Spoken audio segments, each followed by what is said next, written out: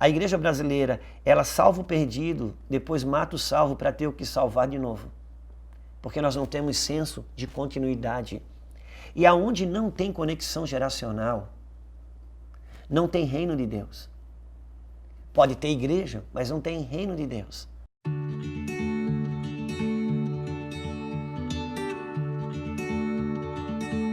As pessoas iam até Jesus porque ele multiplicava os pães. E ele dizia, vocês vêm até a mim, não é por minha causa, por quem eu sou, por uma revelação de quem eu sou. Vocês vêm até a mim porque eu multiplico os pães. Então, mas Jesus continuava multiplicando os pães. Por quê? Porque na medida que ele multiplicava os pães, na medida que as pessoas vinham só por causa do pão, em algum momento, elas tinham os olhos abertos para ver quem multiplicava os pães.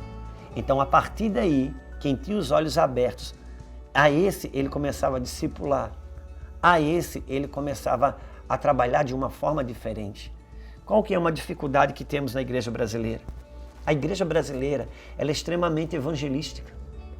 A igreja brasileira, ela foi constituída por evangelistas. E ela é uma da igreja no mundo que mais evangeliza e é forte na salvação. Só que importa pensar uma coisa. Uma coisa é salvar, outra coisa é edificar. As leis que regem a jurisdição da salvação não são as mesmas leis que regem a jurisdição da edificação. E nós somos muito fortes no contexto de salvação. Por isso, de modo geral, a igreja brasileira, ela salva o perdido, depois mata o salvo para ter o que salvar de novo. Porque nós não temos senso de continuidade.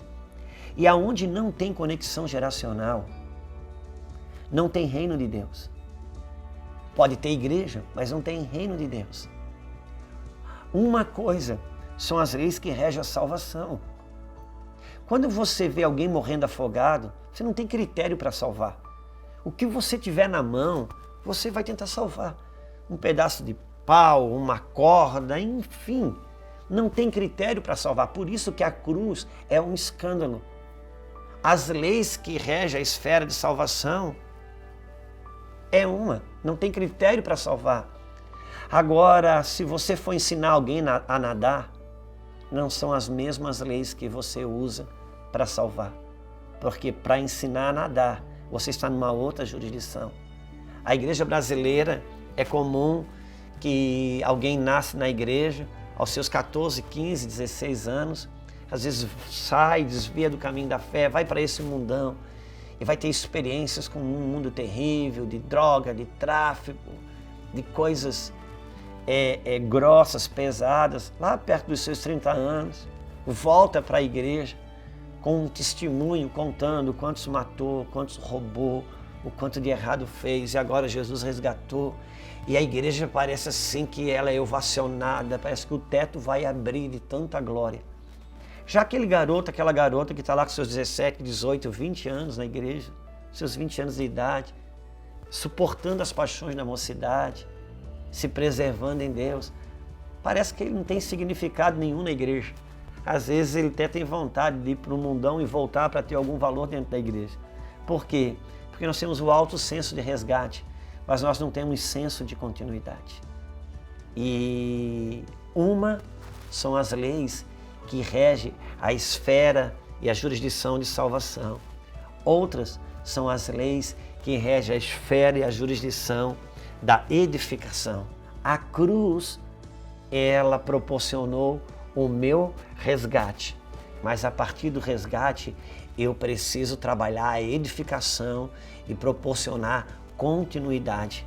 Por isso que a graça que eu prego e que me conduz à salvação, parte dela ou uma dinâmica dela não funciona para a edificação, porque uma coisa são as leis para a salvação e outra coisa são as leis para a edificação. Precisamos de ter senso de continuidade. Se não tivermos senso de continuidade, viveremos operando na salvação do perdido e na morte do salvo para ter o que salvar de novo, e isso não compõe o propósito macro de Deus. Então vamos continuar dando pão para atrair a multidão, mas aqueles que vão tendo seus olhos abertos precisam ser edificados e ter senso de continuidade.